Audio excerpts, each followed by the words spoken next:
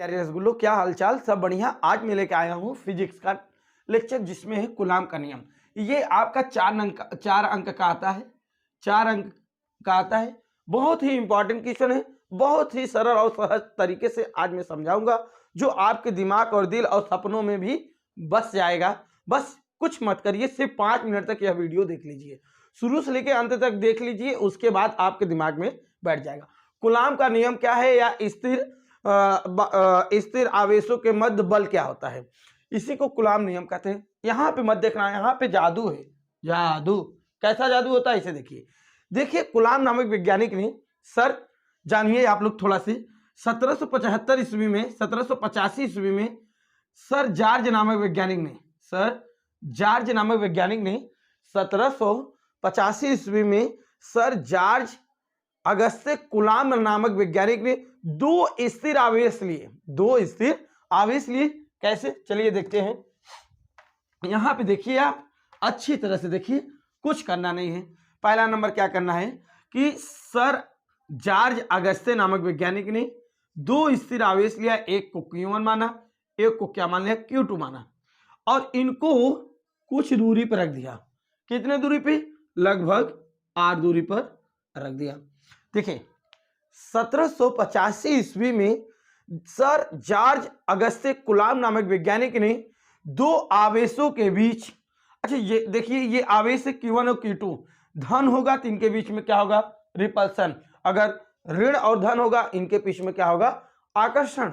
प्यारे बच्चों, जैसे कि आप लोग जानते हैं, जैसे कि मेन टू मेन में रिपल्सन होता है, मेन और फीमेल में क्या होता है, अट्रैक्शन होता है। सेम इसी को देखते हुए कूलाम नामक वैज्ञानिक ने एक नियम बनाया। क्या बनाया कि जब 2 स्थिर आवेश, ये स्थिर आवेश एक लिए Q1 और एक लिए क्या, Q2, Q1 और क्या लिए, Q2, 2 स्थिर आवेश को r दूरी पर रखते हैं। कितने दूरी पे, r दूरी पर रखें, ठीक है। ये 2 स्थिर आवेश है।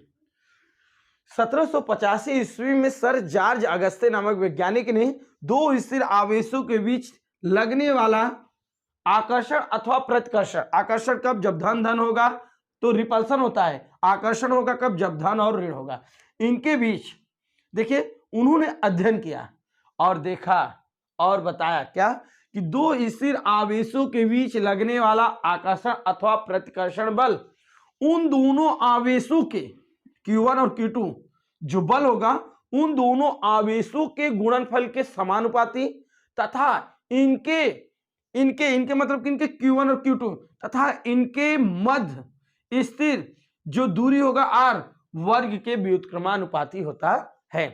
कुछ मत सुनिए, आप सिर्फ देखिए कि जब 2 स्थिर आवेश के बीच में या तो आकर्षण होगा या तो प्रतिकर्षण बल लगेगा, और ये दोनों बल जो होंगे वे दोनों आवेशों को गुणनफल के समानुपाती तथा इनके बीच के जो दूरी होगा वर्ग के व्युत्क्रमानुपाती होता है। तो देख लीजिए, हमने बोला, देखिए जो बल होगा F प्रोपोर्शनल, F देखिए F प्रोपोर्शनल जो बल होगा, F प्रोपोर्शनल Q1 Q2, ठीक है। ये यहीं पे लिखे हैं, 2 स्थिर बिंदु आवेशों के बीच, 2 स्थिर बिंदु आवेश, 2 स्थिर Q1 Q2, 2 स्थिर बिंदु आवेशों के बीच लगने वाला आकर्षण जब धन और ऋण होगा तो आकर्षण अथवा प्रतिकर्षण बल, आकर्षण बल या प्रतिकर्षण बल, उन दोनों आवेशों के गुणनफल, जैसे Q1 और Q2, क्या उन दोनों आवेशों के गुणनफल के समानुपाती जो लगने वाला आकर्षण बल है या प्रतिकर्षण बल, दोनों आवेशों को एक के बीच में गुणा होता है, दोनों आवेशों के गुणनफल के समानुपाती, और यहां पे लिखे तथा इनके बीच के दूरी जो r है के वर्ग के व्युत्क्रमानुपाती होता है। जो बल के बीच के दूरी होते हैं 1/r² होते हैं, 1 क्या होते हैं, r²। तो समीकरण इसे 1 मान लीजिए आप, और इसे समीकरण 2। तो समीकरण 1 और 2 को मिलाने पर, समीकरण 1 व समीकरण 2 को मिलाने पर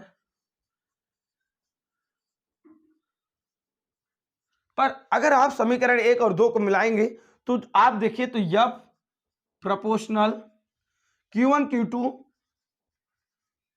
बटे r² होगा।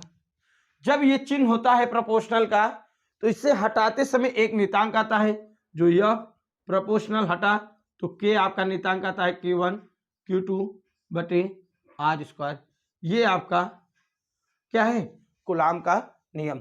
यहाँ पे कुछ नहीं करना है, दो स्थिर बिंदु आवेशों के बीच लगने वाला आकर्षण अथवा प्रतिकर्षण बल दोनों आवेशों के गुणनफल, देखिए इनका क्या है, गुणनफल के समानुपाती, देखिए समानुपाती, तथा इनके बीच की दूरी r के वर्ग के व्युत्क्रमानुपाती, मतलब उल्टा होता है। तो समीकरण 1 और समीकरण 2 को हमने मिला दिया।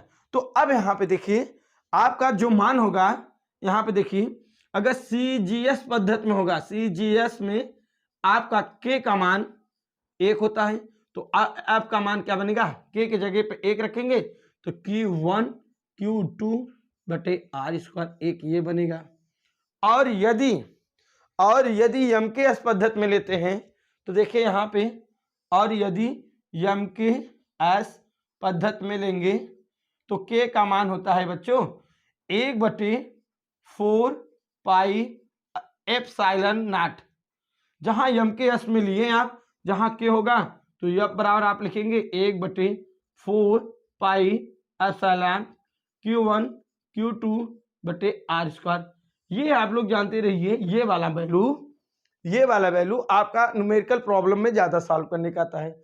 अब यहाँ पे सुनिए, आपसे पूछेगा k का मान कितना होता है, तो 9 गुणते 10 घाते 9, आप लोग जानते रहिए न्यूटन मीटर स्क्वायर प्रति कूलाम स्क्वायर। एप्सिलॉन नॉट का पूछेगा तो 8.85 गुणते 10 घाते -12 कूलाम स्क्वायर प्रति न्यूटन मीटर स्क्वायर। बच्चों एक ये मान होता है।